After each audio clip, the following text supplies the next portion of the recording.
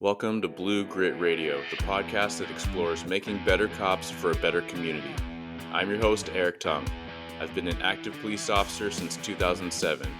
We will dive into the aspects of police culture, health and wellness, leadership, and mindset.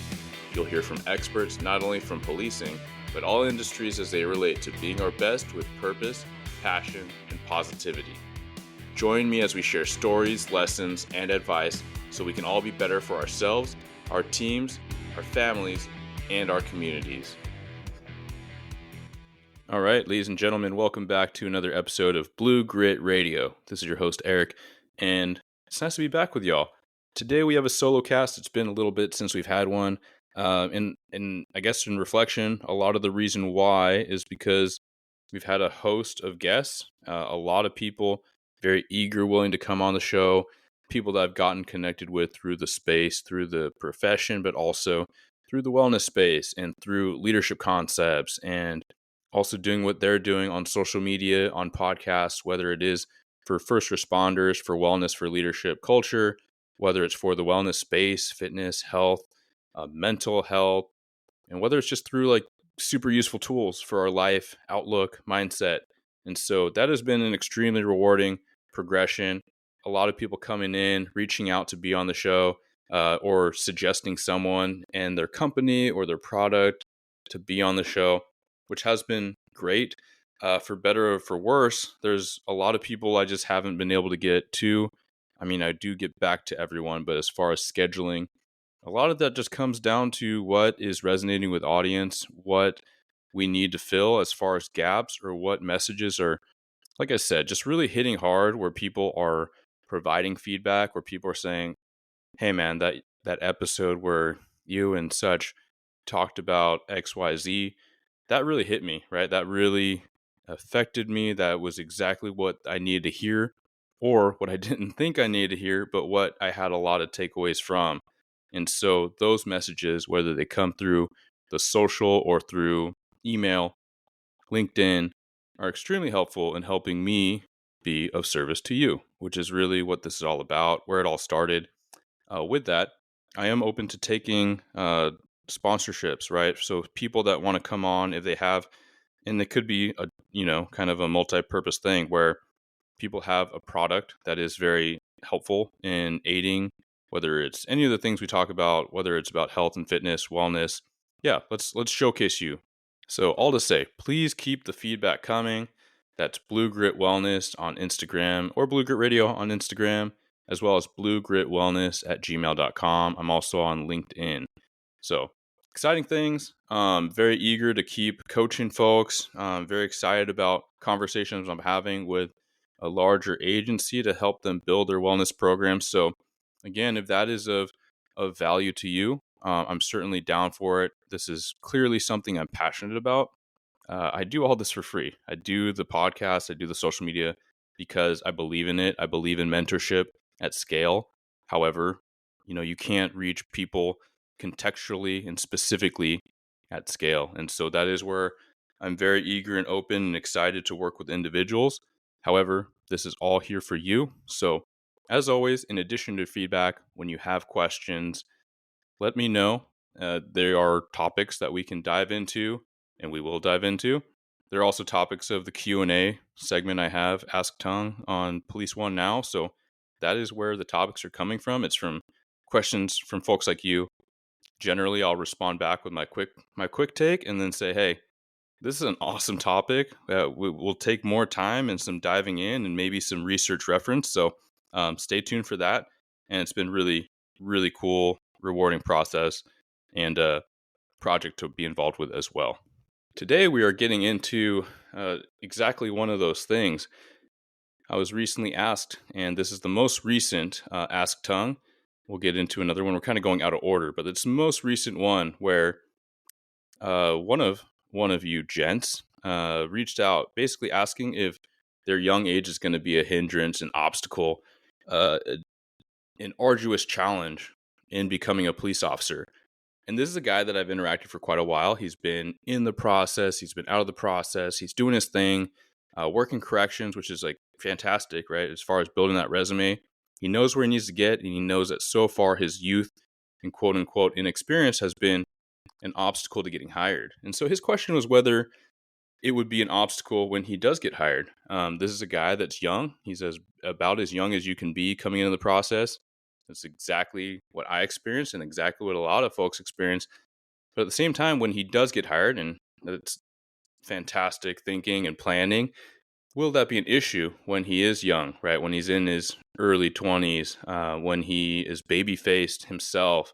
And so I thought this was a fantastic topic to dive into from my personal experience and my anecdotes and observations from being a hiring manager, recruiting sergeant for a stint, most recently before my recent change in role. So without further ado, yeah, yeah, it will be. I do go in depth with the article to talk about the yes and no and how context is important, of course, right? It depends. The classic old man underwear. It depends. But truly, yes, it will be. To say it's not a factor is really naive. The fact that it's not just like an ageism thing. Like, let's just look at the world. Like, you will be looked at differently when you are young. That's not just policing. That is not just the public sector. That's not just government. That is the world. Ask anyone in a corporate setting, ask anyone, fill in the blank. When they see youth, they assume inexperience, they assume ignorance, they assume immaturity. And so, with that, don't be defeated, just recognize it, right?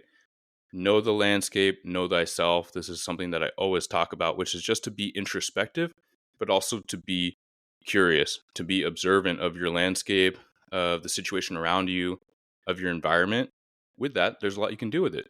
So if you are aware, and now you are because you're listening to this, the world will look at you differently because you're young. It's not to say put a chip on your shoulder and buck back and overcompensate. I went down that road where, yeah, I might be young, and so I'm going to come in more intense, and I'm going to speak more aggressively, and on and on.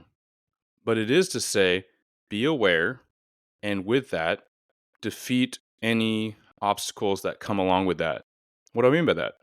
So if you have bosses and trainers and peers that may assume something about you because you're young, well, prove them wrong. And not with that chip on your shoulder, like I said, right? But with that hunger, show and prove your willingness, show and prove your humility, show and prove your open-mindedness, that you are a sponge, right? So we're going to fast forward, but one of the benefits of being young is you literally have more time in the game, right? So anyone coming in their early 20s or starting a cadet program or any ancillary kind of assist role, whether it's a reserve officer, if you have opportunities like that when you're younger than 21, or even let's say 21, 23, whatever it is, you have a lot of time in the game if you take care of yourself, if you navigate it well.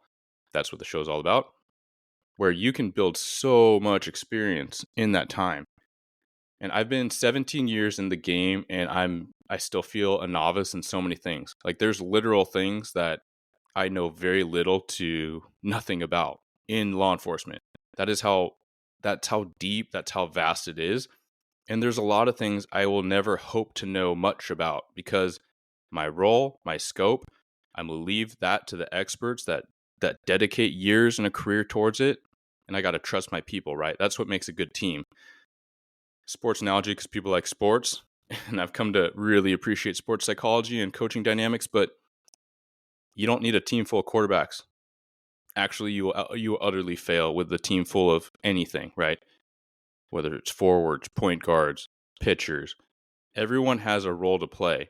And so know your role, but also know the dynamics of the roles around you so that you can be effective. So go down a little tangent, but really what that comes down to is recognize your talents, your inherent ability, your inherent potential from your age. And that is to be a sponge. That's to be a Swiss Army knife, right? That's to develop this Jack or Jane of all trades. And you have a lot of time to do it. So whereas you may lack time, time doesn't equal experience either, right? So you could have someone that's coming in at 35 that has kind of petered through life and kind of meandered their way, maybe never, faced any extreme adversity, but you might be the opposite of that with your only 21 or 22 years on this earth. You may have faced a lot. And I do see that commonly is a thing with young individuals that come into first responder work and want to do this thing. It's about something bigger than them. I've said it before, I'll say it again. A lot of people that come into first responder work in order to serve others is because something significantly happened to them or those in their small sphere, in their community, right? They saw this extreme disparate treatment. They saw this hatred or this victimization, and they're not willing to stand by and do nothing about it, right? They've seen people hurt, and they're like, man, I wish I knew what to do. Like I saw someone in a bad wreck when I was a kid, and I just felt so powerless and felt so helpless. And I started doing local first aid classes, and I got into sports medicine in high school, and I went to school for it, and I became an EMT, right? And I want to be a medic. I want to be one of those first responders. Like, hats off to you. Thank you for your dedication. Thank you for commitment. Thank you for the drive, right? So again, with that comes the open-mindedness, the ability to sponge up all this info for a long time ahead of you. And also you have energy, right? Generally, like, I'm not just saying like older folks like me or whatever have less energy. You do and you don't. But you just may have fewer obligations. You may have fewer responsibilities. I haven't been a dad for super long, but that is a huge obligation and responsibility. It's a huge commitment. It's a time commitment. It's an emotional commitment. It's an energy commitment. It's a responsibility commitment. Like, you should not look at the world and conduct yourself in the same way if you have a kid that's dependent on you. I mean, that's just facts. So you have more bandwidth, you have more resource. And so recognize all those things and not just recognize, like, what are you going to do about it? Right. So we talked about open-mindedness, how you can be a sponge with your energy and your bandwidth, like, use it, right? Apply yourself. I love, and this is like a double-edged sword. Like, I love the notion that you shouldn't make this job your whole career. You shouldn't make this job your whole life. You shouldn't. That's an imbalance. You got to be other things besides a cop. You got to be other things besides a firefighter. You got to establish balance. However, when you're young, when you're new, that is the perfect time to dive in while it's fun, while it doesn't feel as much like work, right? You got to retoggle it back. You got to scale it back at some time when you have these other obligations, these other things. But make sure that you are diving in and you are learning as much as you can on the front end. Ask those questions, make those mistakes when they can be negated, when they can be moderated by your bosses, your trainers, right? Loop them in. I'm not saying just make mistakes to make mistakes. Like, you're going to make them. I keep making them. Everyone makes them. And that's where we learn and grow, right? Don't make the same mistakes over and over. That's what we talk about. And that's what any good trainer or supervisor will talk about. So I talk about all this, right? I talk about youth in the article. Find it at Police One. Link will be in the show notes. But if you just want to be quick and efficient, just Google Eric Tung with a C, Tung, Police One, and it'll pull up the links. That'll be one of the more recent ones, depending on when you listen to this. But it's not just about youth, right? Like, you could flip this and make it about an old cop, right? We have a lot of people that come in, in their 40s, early 50s, and even older than that, right? A lot of local PDs don't have age limits. The ones that do, scrap that. Like, I've talked about it before, but we got to get the best people in. And it's not just about my PD. It's about all PDs across the nation, Canada, beyond, right? Like, there's a lot of people in their 50s that take way better care of themselves than folks in their 20s. You got people in their 20s failing the fitness test all the time, all the dang time, everywhere. You got people in their 50s that take care of themselves, and they have the life experience, and they have the responsible nature. So, little side rant there, but it could be about that, right? Like, hey, am I too old? Or people going to judge me? Sure, maybe, probably. But what are you going to do about it, right? How are you going to prove them wrong with humility? How are you going to just do the best you can and then kind of silence your critics?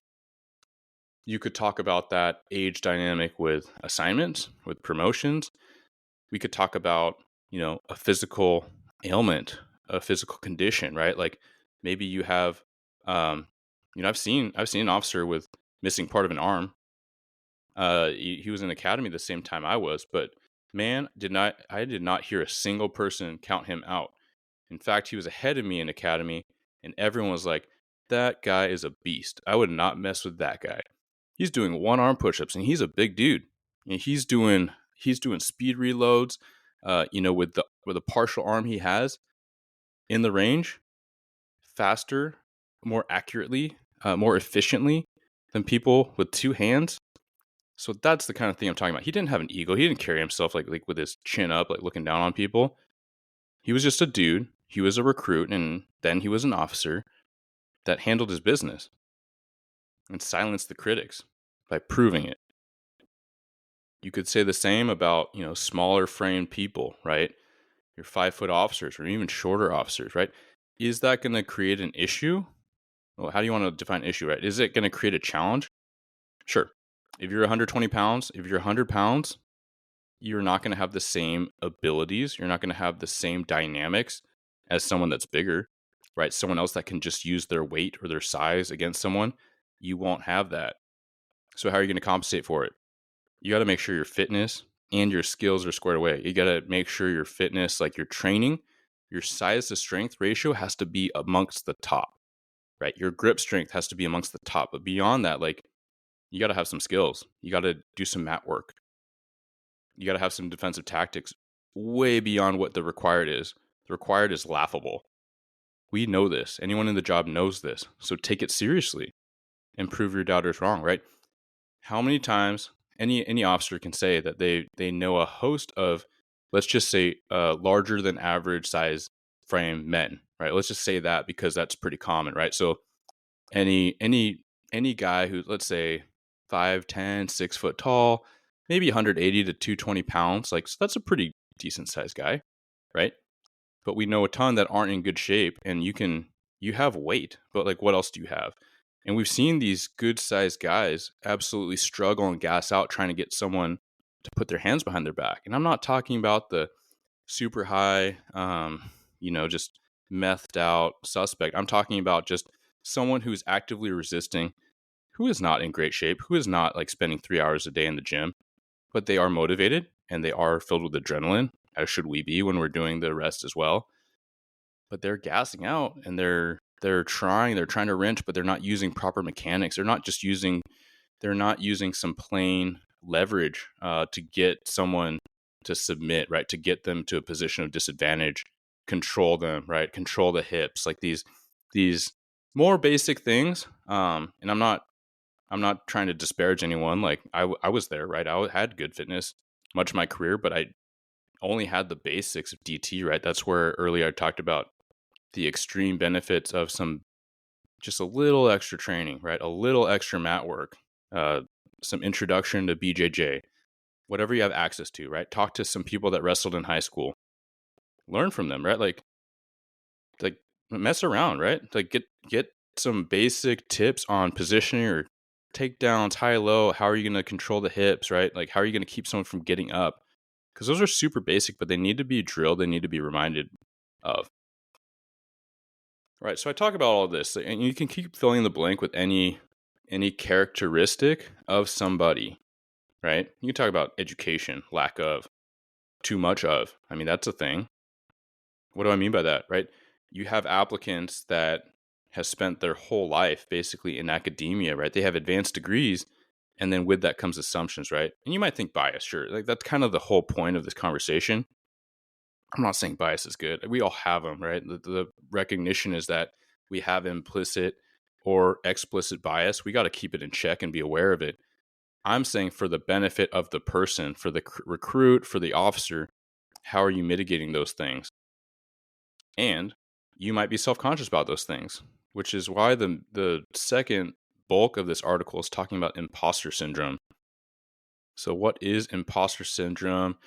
Imposter phenomenon. It's basically feeling like you are a fraud. Like you don't have the you don't have what it takes to do what you're doing. Maybe you're undertrained, maybe you're underqualified. So this comes in when you're a young adult and you're doing this job that you're carrying a badge and a gun and legal authority to detain people, to take away people's freedom, to tell them what to do, whether or not they want to do it. You're citing all this legal knowledge, all this case law as a grounds to do this pretty critical thing, right? You can legally take someone's life in certain circumstances. That is nothing to be trifled with. That is a heavy responsibility. It's a big freaking deal. So we take it seriously. But with that, whether it's age, whether it's education, you may start to wonder, like, am I good enough? Am I good enough for this thing? If you promote quickly or you get to that detective assignment, you don't have that much street time, right? Like, do you have enough street cred? Do you have enough credit in your agency? Have you proven yourself, quote unquote, proven yourself in all the right ways?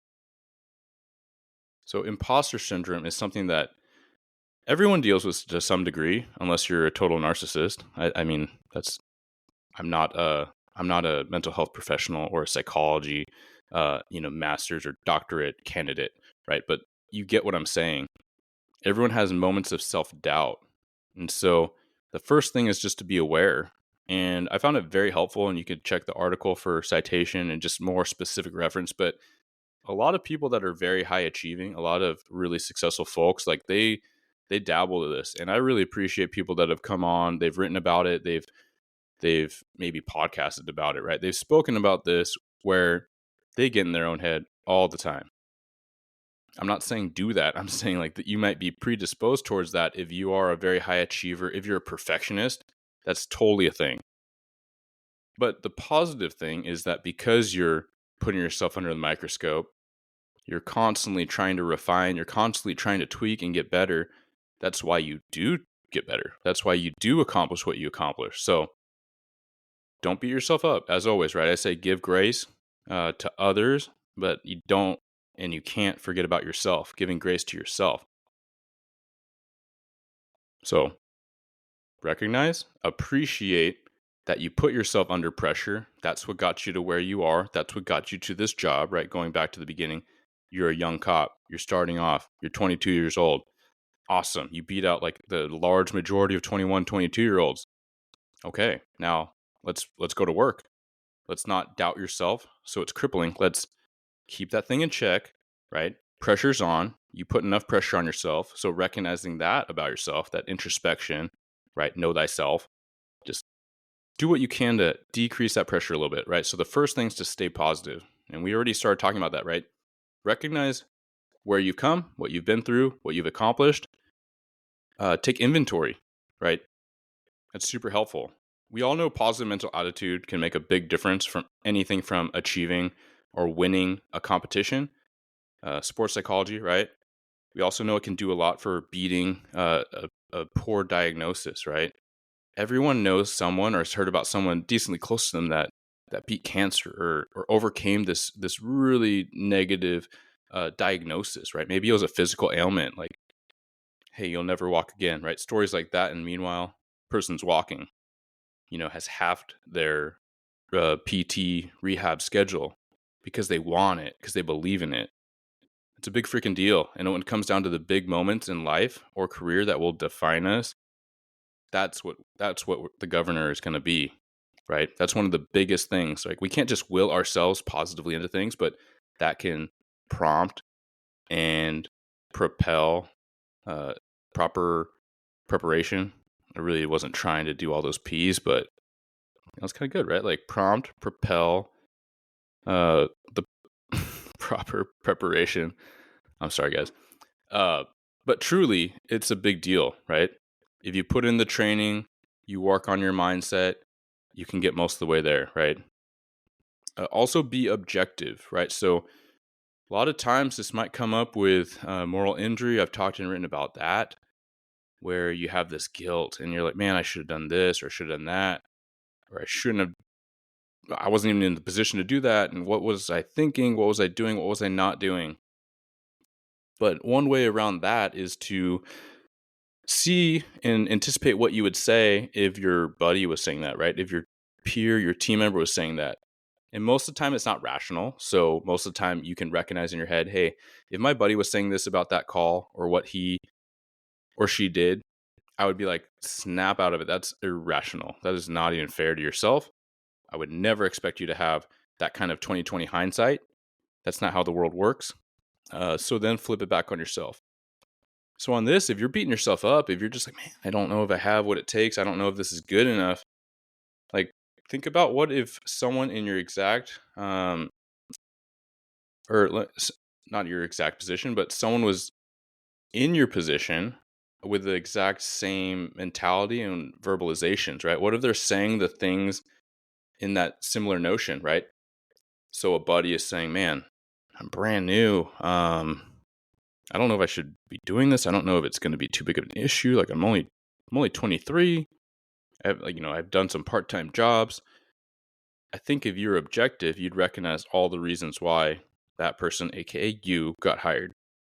Right? So be objective. Step outside of yourself to offer that objectivity and toggle down some of that emotional response. Share feelings and failures is my third section. So oftentimes just reflecting can truly help where you're at. And that could be talking to someone about it where, you're not putting on the hat of an outsider, but you're just telling a buddy, right? You're telling a mentor, someone you respect, someone you trust, like, hey, I'm kind of in my head. I don't know if I have what it takes. Like, I think I promoted too young. I think I'm in over my skis.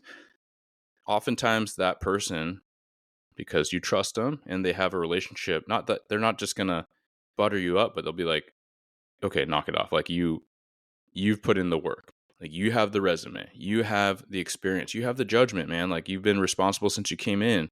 You've been ahead of the curve as far as a new recruit. So a few years later, you're in the specialty. Like that's not a surprise to anyone from the outside. Sometimes we need that external validation. There's nothing wrong with that. There's actually a lot positive with it. Builds relation, it builds trust. Outside of that, like consider journaling, right? I've taken to the pen and paper, not always, but oftentimes it's helped me really reflect on where I was at, where I felt I needed to work on things, where I felt my organization or my team was at, how I needed to work on things. Some of those have become more objective because my problems are not unique. My department's problems are not unique. You talk to people outside. This is also super helpful when you start feeling cynical. Like a lot of people have the same issues, and that's not like, oh, throw your hands up in the air and your paper's along with it. Like, what's the point? Not that, not the cynicism or the nihilism, not the overt negativity, toxic attitude, but okay, this is a thing. It's not just me. It's not just my team, meaning we can work through it, meaning everyone can keep working through it, right? So that's where, side note, I would say, continue to have your relationships, personal and professional, outside of your normal circles, so you can build ideas, you can pitch ideas. But yeah, going back a little bit, simple journaling, right? You can come back to that literally days or weeks later and be like, okay, things have gotten a lot better, or okay, I'm reading what I wrote and that's really harsh on myself. That's not fair. So that's another flip on sharing it and being more objective, right? That we're tying it back into that objectivity and then flipping it into that positivity that I talked about earlier. So yeah, we kind of did a deep dive and overview of the article. I know, and my attempt is just recognizing that people receive information differently, or they receive it best in different modalities. So writing is cool. I like writing. I think as an introvert, I've always leaned towards processing and itemizing my ideas in written form where I can like really chew on them. I can kind of edit them. Spoken language, especially in the solocast form, is a little bit more challenging because, yeah, I can have an outline and I do, and I have notes, but it's not the same as a conversation. And even then, conversations, for those that have been on podcasts or started out or just can recognize, it's not the same as just having an audience in the room or just a conversation absent audience, of course, because and you have in the back of your mind, you're like, okay, like how is someone going to receive what I just said? So all to say, that's the down and dirty on that Q&A. feel free. Please, I encourage you to check out the full article on Police One. Again, you can just Google, find it that way. You can also check the bio in Instagram. So Blue Grit Wellness, a link in the bio to my Police One articles. Also LinkedIn under my profile. I put all the publications and I try to keep up on that. And so far at this point in time, it's up to date. So check that out as well. As always, where I can help, how I can help, let me know. Like anyone, like you don't know a problem until someone tells you about it. So no, I love and I encourage your feedback, even if that's a like on Instagram, even if that's like, forwarding, sharing to your story, just to spread what's helpful, share what's helpful. Send me a note, send me a line. It's all extremely helpful. Download the podcast, subscribe. Those really make a difference with who can find them. So the longer I've done it, more people kind of come out from the woodwork that aren't in my normal circles or networks, which is really exciting always. It's very cool to get a message. It was someone sharing how they found me, how they found the message. And it's not just about me, right? Like I said, there's so many absolute experts and pioneers in the space and the industry that I just feel grateful that this passion project has become something so much bigger than me. It's just something that I continue to invest in because I believe in it, for as long as I'm doing this career and probably a bit after. Like if I ever have a time when I transition out, like it's going to be hard to walk away from all this. And I still have a vested interest in how this career and how first responders are doing because I have a vested interest in this community, in this world I live in this world that will be inherited by my kid and every other kid and everyone in between. All the adolescents are coming up, all the young men and women that are serving in every capacity. Like y'all are going to be doing this. You're going to be chiefs and deputy chiefs and sheriffs and bat chiefs way, way beyond my retirement, way beyond my days. So it is truly all about the collective. Shout out to the collective. Sean and Chance, you know who you are. But yes, truly grateful to be part of this. And with that, I bid you a good rest of your day or night. Thank you for tuning into another episode of Blue Grit Radio. As always, support this community by subscribing, giving us a 5-star review, and following, liking, and sharing posts on Blue Grit Wellness on Instagram. You can reach me there or email me at bluegritwellness@gmail.com. Be well and stay gritty.